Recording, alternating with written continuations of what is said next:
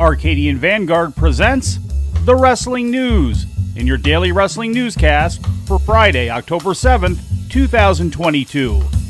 Good morning, I'm Mike Sempervive. We begin today with news of a major restructuring in WWE's weekly TV broadcast teams. There will be new commentary teams in place, starting with tonight's season premiere episode of SmackDown on Fox. According to a report in Variety, the new teams will be as follows. Michael Cole will remain on SmackDown, but will be joined by Wade Barrett, who is moving over from NXT. Corey Graves will be exclusive to the Raw commentary team and will be joined by Kevin Patrick, previously a backstage interviewer. Vic Joseph will remain on NXT, with his previous partner Wade Barrett replaced by Booker T. Premium Live Events will have one uniform broadcast team made up of Cole from SmackDown and Graves from Raw. Jimmy Smith, Raw's lead announcer since May 2021, has been released from the company, as Smith confirmed himself via social media. Byron Saxton, previously part of Raw's commentary team, will now handle backstage interviews on Raw, alongside Kathy Kelly, who had previously worked for WWE in that role before leaving the company in 2020. SmackDown's backstage interviewers will be Kayla Braxton and Megan Morant, with Mackenzie Mitchell fulfilling that role in NXT.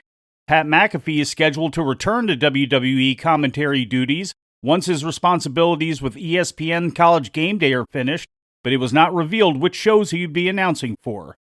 Turning to Impact Wrestling, the company's go-home episode leading into tonight's Bound for Glory pay-per-view was broadcast last night on Access TV and was taped at Skyway Studios in Nashville, Tennessee on September 24th.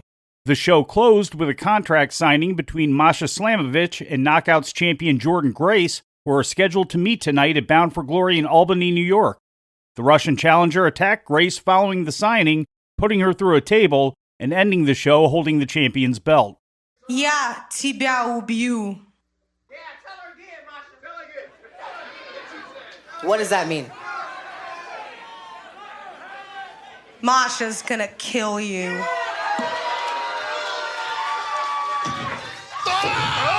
Oh, I didn't think she meant right now. Slamovich turns over the table, going after Grace. Literally turning the tables on the Knockouts World Champion.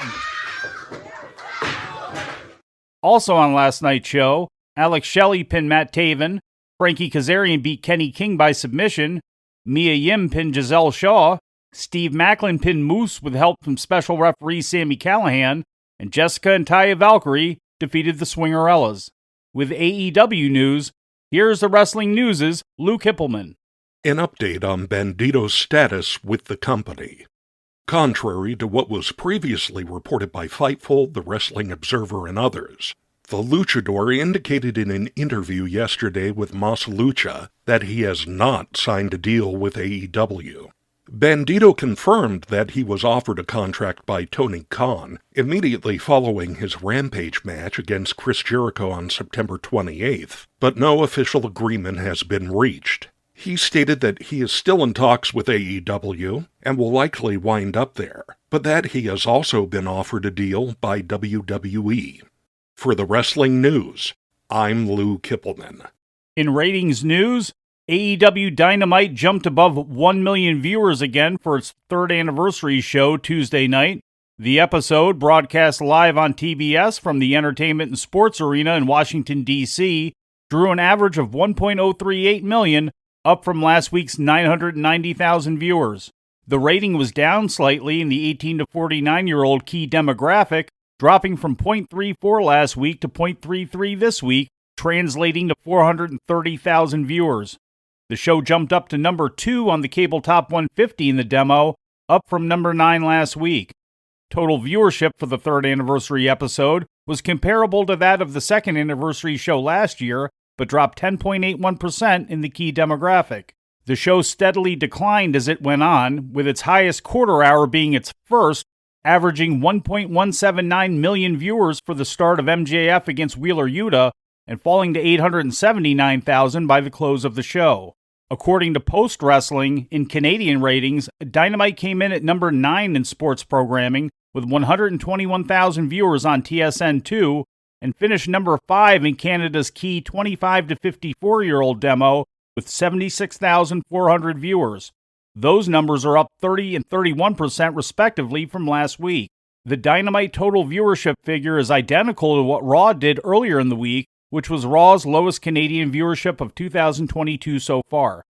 In ticket sales news, there were still 672 seats available for tonight's SmackDown at the DCU Center in Worcester, Massachusetts, as of WrestleTic's Thursday morning update. A total of 5,131 tickets have been distributed so far out of a possible 5,803 available in the current setup. The last time SmackDown came to the DCU Center on April 15th, there were a total of 6,736 tickets distributed for the event. A total of 5,131 tickets have been distributed so far out of a possible 5,803 that were available in the current setup. The last time SmackDown came to the DCU Center on April 15th, there were a total of 6,736 tickets distributed for the event. The Undertaker's one-man show entitled One Dead Man Show has sold out its Friday night engagement at the Theater of Living Arts in Philadelphia, according to Fightful Select. The show is taking place the night before WWE's Extreme Rules Premium Live event at the nearby Wells Fargo Center. Local organizers are reportedly pleased with the event, as is WWE, and there are plans to continue to bring the show to different locations during the weekends of future Premium Live events. In addition to Philadelphia, the show has previously sold out in Nashville, Tennessee, and Cardiff, Wales. In news from outside the wrestling ring, here's the Wrestling News' Lou Kipilman.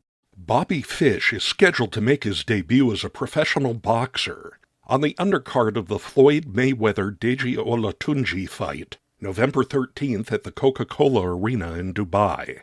Fish, 45 years old, will face 30-year-old Ghanaian middleweight Boateng Prempeh, who holds a professional record of 2 wins and 3 losses, with both wins coming by way of knockout.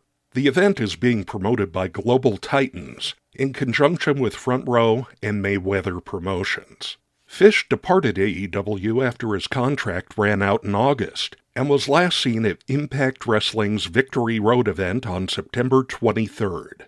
For the Wrestling News, I'm Lou Kipilman. And finally, some sad news to report, as former WWE Tough Enough winner Sarah Ann Weston, who wrestled as Sara Lee, has passed away of undisclosed causes at the age of 30. The news was announced on Facebook yesterday by her mother Terry. Lee was one of the winners of the 2015 Tough Enough and was awarded a $250,000 contract. However, she only spent 1 year with the company, appearing on the NXT brand, before being released in September of 2016.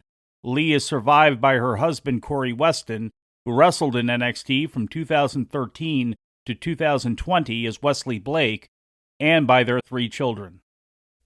And before we leave you today, we'd like to remind you that however you consume your content, you can find the wrestling news 24 hours a day and 7 days a week across social media. On Twitter, follow us at Wrestling News AV.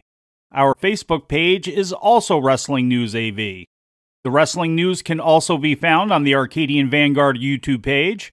And for those who utilize Amazon Echo devices, just tell Alexa to play the Wrestling News podcast.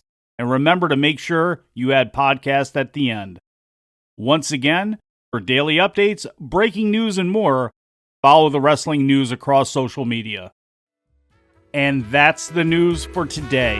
If anything happens, we will be here to tell you about it. No clickbait, no paywall, just the Wrestling News. The Wrestling News is a division of Arcadian Vanguard, and the Wrestling Newscast is a production of the Arcadian Vanguard Podcast Network.